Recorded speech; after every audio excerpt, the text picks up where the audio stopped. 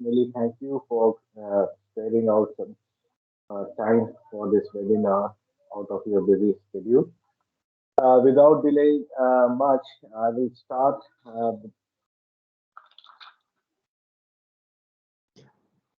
Thank you, Tariq sir, for inviting us. This is Mukesh Kumar Upnare from GHS Mining India.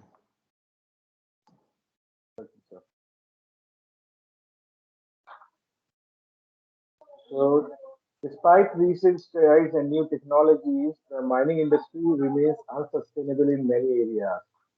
So, fortunately, there are a variety of technologies and techniques, both in use and in development, that the sector can use it to reduce its environmental impact.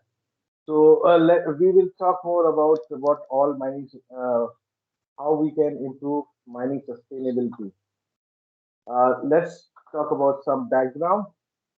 Despite technological advancement that have made the industry more green, mining still uses significant amount of resources like water, land, carbon, and energy, and often causes severe harm to the environment.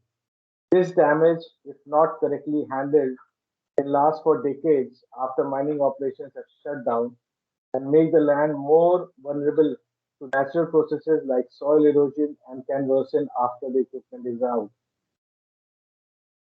Now, not all of these technologies are economical yet. However, the mining industry as a whole does seem to be moving in the direction of sustainability. As a result, it may be easier for companies to make themselves more eco-friendly. Before we talk about how the ways to improve the sustainability, let's talk about issues which are associated with unsustainable mining. Going beyond carrying capacity. In many cases, mining operations have been carried out without concern for the carrying capacity of the environment and other infrastructural limitations. This has put avoidable pressure on the environment and caused inconvenience to the people living in the mining areas. Loss of public revenue. Driven by lobbying, political donations, and corruption, minerals have often sold significantly lower than that they are worth of. Illegal mining, as such, in many cases has a similar effect while additionally causing loss of public revenues. According to a study by IMF, due to unsustainable mining, many governments have, of resource-rich nations face declining public sector network. In India, many small mines, including quarries for extracting mineral, operate in most states. These present difficult challenges for sustainable development as their financial, technical, and managerial limitations restrict their ability to take adequate corrective measures to improve sustainability. Now, growing inequality and loss of natural wealth. Naturally, the extractors are keen to extract as quickly as possible and move on. This deepens inequalities as a few extractors acquire wealth without proper redistribution to the people. It also results in loss of natural wealth. For example, it is estimated from the annual reports of Vedanta that over 8 years from 2004 to 2012, the state of Goa lost more than 95% of value of its minerals. It is quite alarming. Now, as industries and government around the world look for ways to reduce carbon output and environmental impact, experts and individuals, both from in and out of mining, are pushing the industry to take a serious look at how it can reduce and what's the way forward to sustainability. So, what we can do is to strike a balance between all the factors like economic, environmental, and social factors which are associated with mining and surrounding and make it more sustainable mining. So, what are the ways? How do we achieve sustainability? Number one, lower impact mining techniques. Traditional mining and conventional methods of mining have a severe impact on the environment and present some of the most significant environmental risks. by instead using new alternative low impact techniques like in to leasing. Mining companies can reduce their environmental impact. With many of these techniques, companies can significantly reduce surface disturbance at mining sites, lower soil erosion, and move less material that would need to be backfilled.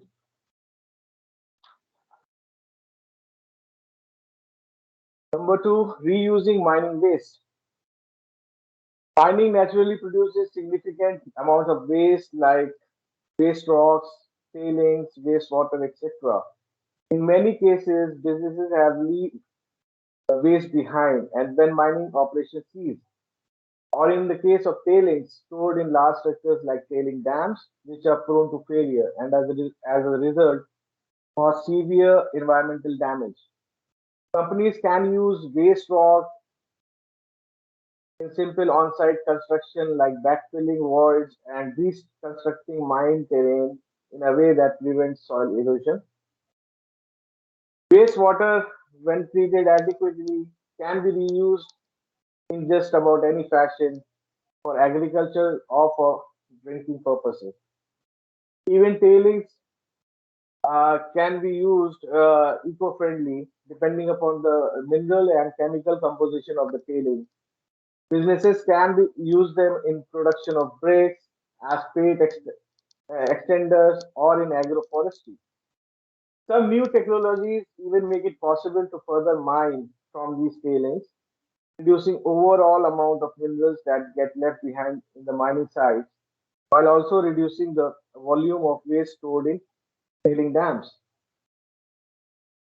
Now, uh, third step, what the company can do is to use eco-friendly equipment or do green mining. Uh, Here, I would like to add an example of Coal India, which is now using electric driven loaders in their open cast mines. Likewise, we have a different equipment, and Vermeer as a factory has developed its equipment to be in an endeavor to be more sustainable. Before we talk about, let's talk about negative impact of blasting. Conventional method of drilling and blasting open pit mining has negative impacts on safety and environment. The accelerated exploitation of mineral resources and materials in recent years has led to an increase in demand for explosive materials and consequently safety concerns and environmental accidents have increased. Let's see through some of the major concerns associated with drilling and blast. Number one, fly rock. Fly rock is considered the biggest concern during blasting. As a study, propelled fly rock can travel a distance greater than 600 meters at a speed that can reach 650 kilometers an hour. And here is a picture what a fly rock can do to a nearby inhabitant. Vibration. Environmental problems related to blasting process can affect both businesses and residents which are close to the mining area. Vibration induced by blasting in mining and construction projects is a major environmental concern as it can cause damage to neighboring structures and buildings. Air overpressure, or often known as air blast, is induced by blasting operation and is a major concern. It poses the risk to the surrounding buildings and structures. Air overpressure is caused due to the released energy from explosion. The study conducted in this field shows that 80 to 85% of explosive energy is wasted and generated a negative impact on the environment.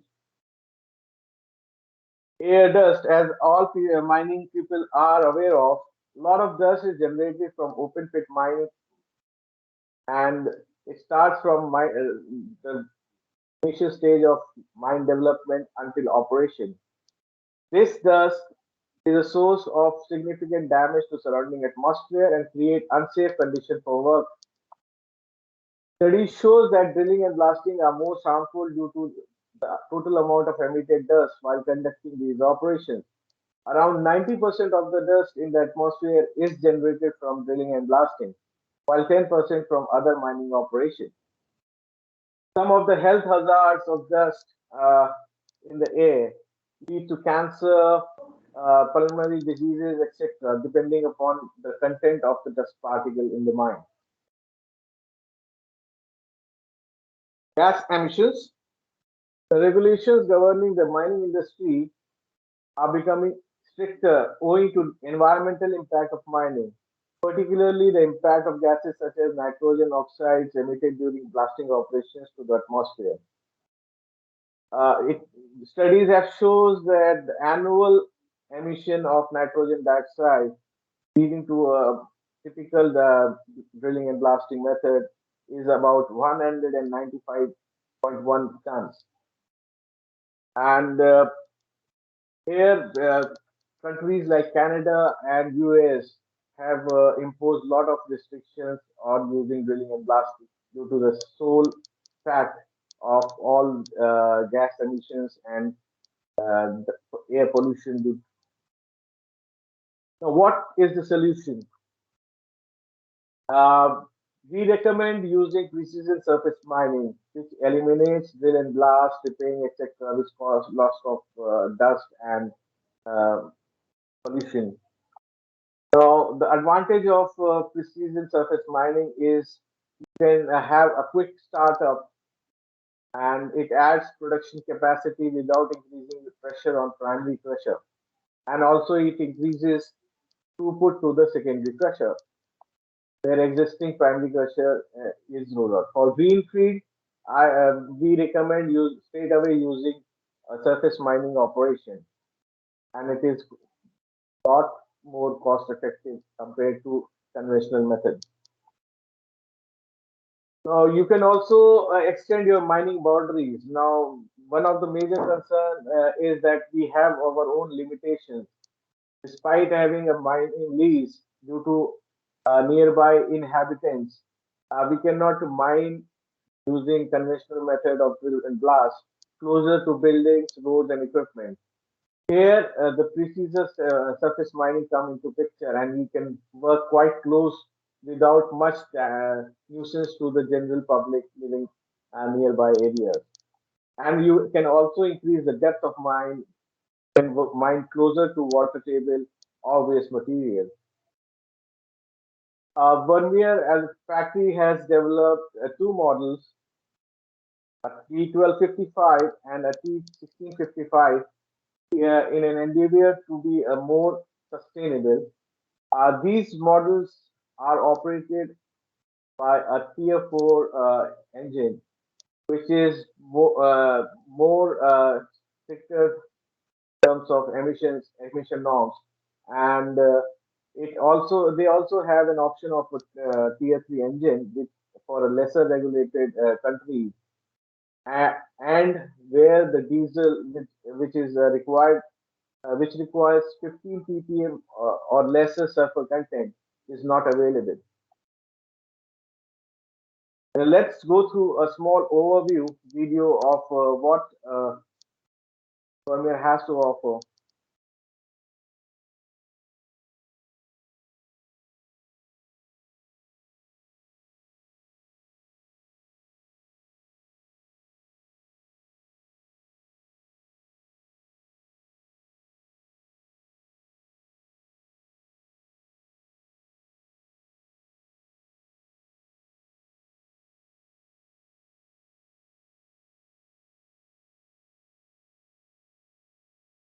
Can someone show me a thumbs up if the voice is coming? No, we can't hear anything. We can't hear anything. All right. I think there's some issue with the video right now. Here is a video which shows a lot of mining operation from the Vermeer surface miners, which uses a dust control method.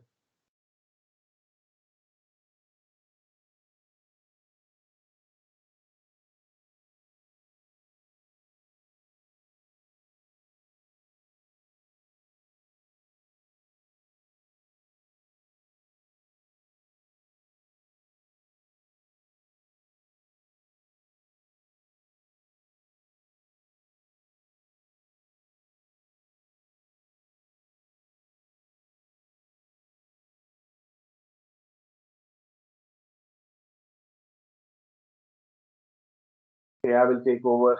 There is some technical glitch here. Sorry about that. Vermeer has developed a dust control system. In this video, you can see it's having a huge vacuum system which sucks up all the dust generated while cutting, and which is collected in dust airbags, which is later deposited underneath the track to suppress the dust available. So it's a small endeavor to reduce the dust in the mining environment, and you can clearly see the video that how clean the air is during the operation.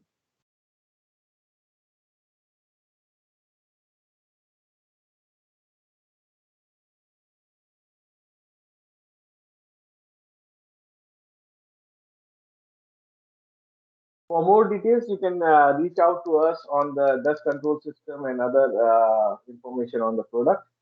Uh, Another endeavor as a pilot project, what factory has taken is sound abatement.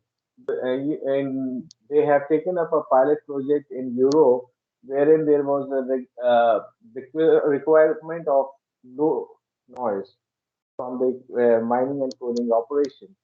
What we do is like a small study and a lot of modifications in order to achieve a desired level of voice output. The standard unit has a sound pressure at 5 meters, ranging from 93 decibel to 100 decibel, depending upon which area of the noise is coming on. The factory did measured all this sound power and not only from the coiling operation but also from the equipment as such.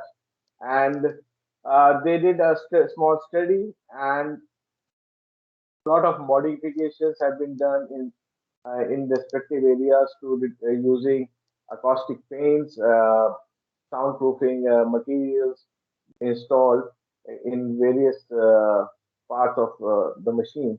And the final result was the average reduction of sound pressure by 9.2 decibel, and which is clearly shown in this particular photograph. Now, another method of being sustainable is rehabilitation of mining sites. Many modern mining techniques like stripping, uh, uh, they do strip the topsoil layer necessarily, which is necessary for plant growth, and also raise soil and water acidity, making the area inhospitable to the new vegetation and leaving it prone to soil erosion. Worse, this erosion can often continue for years after a mining company has packed up and moved out. Companies can use many land rehabilitation techniques to make mined land productive again or speed up land's natural recovery process. For example, it's possible to use biosolids to replenish depleted topsoil. Soil with biosolids, if seeded and watered, can produce vegetation capable of preventing further soil erosion within as few as 12 weeks. Combined with other rehabilitative techniques, like the use of waste rock to fill in excavated areas, it is possible to significantly reduce the disruptions caused by mining. Next is shutting down illegal mining. Preventing illegal or unregulated mining operations can help ensure that all mining is bound by the same environmental standards and ensure accountability. Replenishing the environment. A seemingly simple but rarely prioritized activity, replenishing mine sites and mine environment is one of the key factors to not only earn the respect and cooperation of those living near the mine, but will ultimately protect the mine's impact on the environment. Simple solutions like replenishing native soils and grasses, cleaning excess waste, Proper waste removals, site inspections, and replanting trees and natural forestry can regenerate a long-term ecosystem, repair and sustain the environment for years beyond when the mine is no longer operating. The entire reclamation process should include removing hazardous materials, reshaping land, restoring topsoil, and planting native grasses, trees, or ground cover natural to the site. And I've visited a lot of mines, and I'm happy to see that most of the mines are doing this thing, yeah, and taking care of the environment by this particular method. Uh, there are a lot of R&D being done by various manufacturers on improving the efficiency of manufacturing process. By targeting the goal of closely monitoring the standard mining supply chain, mining industry giants will be forced to confront the ways in which a company can improve its efficiency by seeing exactly where the organization is lacking in terms of sustainability and green mining initiatives. This supervision of manufacturing process is essential in order to develop new ways of thinking, new metrics, and new management supervisory tools that will help cushion transition into the more efficient and less environmentally harmful patterns of resource use in modern society. Uh, do you have any questions? Thank you for your time.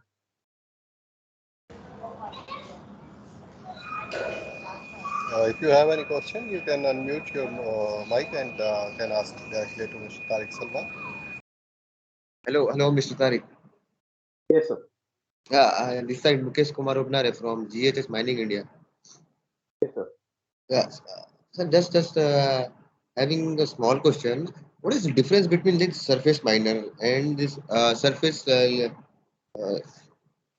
terrain level equipment, right?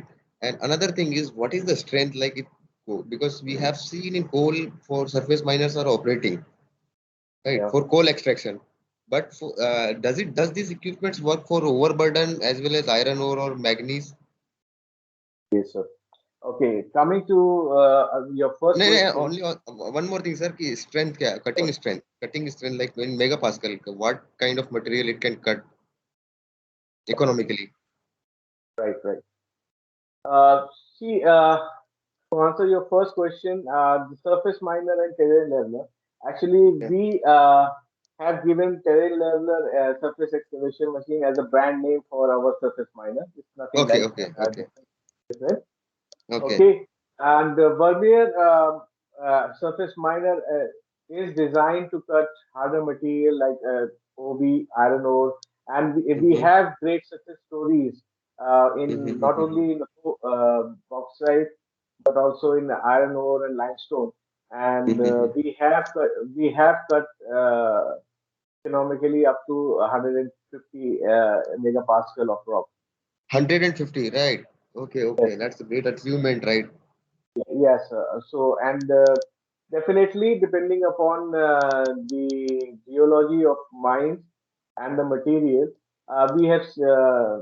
we are inquiry and quite basically we are quite cost effective when compared to the other methods of mining like Definitely, ripping or definitely. Comparing blasting, it is way much cheaper than that consumption of explosive and info and like slurry yeah, explosives. And yeah. one more thing, sir. Does this machinery, this surface terrain leveler, will require water spraying before cutting or what? No, that's what I actually I apologize for the technical glitch where the sound was not coming. Uh, Yes. this water sprinkling is not required before cutting because we Okay. have an optional vacuum system Mm-hmm. and that which sucks up all the dust which is emitted while cutting. That is Yes. an option, and Yes. we do have an option of onboard water sprinkler. So depending upon the cost economics, a company can choose either a water sprinkler or a vacuum system on board. Okay. Okay. And uh, I suppose the depth of cutting can be a variable thing, right? As per the material. Yes, yes, Drum. and based on, yeah, drum as can cut as deep as 27 inches. Okay, But sir. based on the geology of material and to work out the cost economics, we generally recommend cutting at the depth of 25 to 30 centimeter, and then all the cut material is after the cut material is cleaned up, we can make another pass. And then this machine is self mobilizing, so no such issues of taking like explosive materials and all to different No, places. no, So no, no, no, no yeah, yeah, air, yeah. Comparatively, sir, explosive, not gain. do you have any comparative data like what it costs like in coal or overburden or like in overburden in iron ore or surface leveling? Like in many times I have traveled to Chhattisgarh, Odisha, West Bengal, this heavy rich mineral belt. So Yes. uh, so sometimes people like I have seen they just for topsoil removal, the people are using excavators, topsoil. Topsoil Yes. like up to like maximum 10 meters or 8 to 10 meters. So Sorry. for like loose soil, wet soil. So can this equipment sir work for loose soil as well? Yes, but it won't be very economic in the sense that machine is too big or costly equipment to be used for such a small operation. However, yes, if for a green project, you can have one this machine which can right away remove topsoil, then OB, and then straight away achieve your uh, Mineral whatever expert. ore. Yeah. Thank you very much for your And if great you answers, want sir. yeah, sir, if you want some more information, my email is mentioned there, and Yeah, then yeah, you I have, have noted, sir. it. Okay, and then I can share some more information in details with you, sir. Yes, sir, yes, sir. Thank you, sir. Thank you. Yeah. Any other questions? Thank you, Mr. Mukesh. So, like if any of the participant have any query related to mining or TL, so you can ask directly to Mr. Tariq Salman.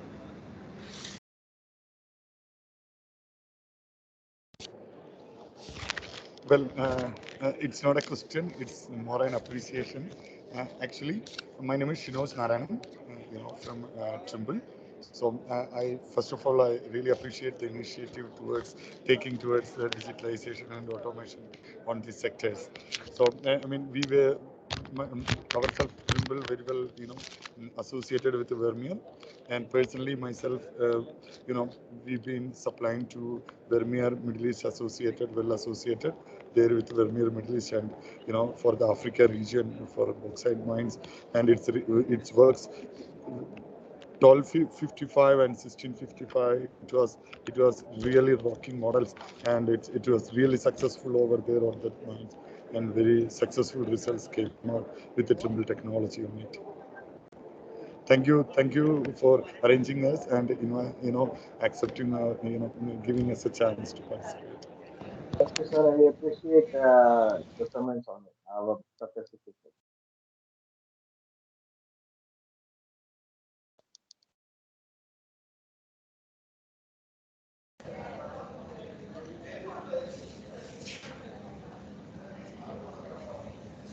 We are still waiting for your questions.